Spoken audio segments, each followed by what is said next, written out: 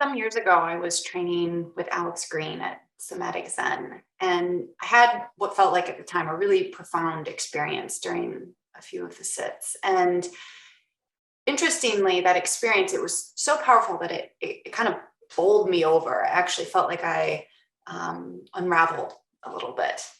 Uh, After that training, I was introduced to Fudo Chi.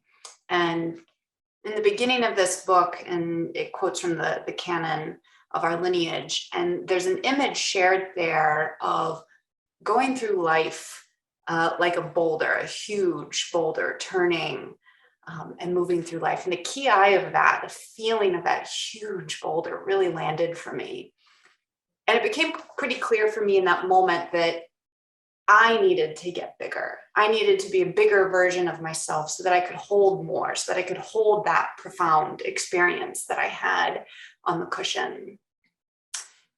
And then a few years after that, the pandemic hit. And here at Redbeard, where I work in this office, we had to shut down our business for a while. And I had an incredible fear that the work that I do was never going to be possible again. And my husband describes me as kind of catatonic at the time. I was really, I was knocked over by that. The boulder rolled over me. And during that time, I was sitting and I remember signing on to sit and hearing the bells. And with the sound of the bells, my body softened. And with that softening and through that relaxation, I did feel myself start to get bigger. That I had to relax into what was happening so that I could be that bigger version of myself felt very clear. And that inspired me to really dive in, to dig deeper into my training and lean in. Now, in a way, that training serves me, right? So that I can hold my life, I can be bigger. But my life here in this space, this office, but also in this dojo, because my office is in a dojo. I'm really lucky in that way. But my life is one of service, where I'm working to support other people becoming bigger versions of themselves.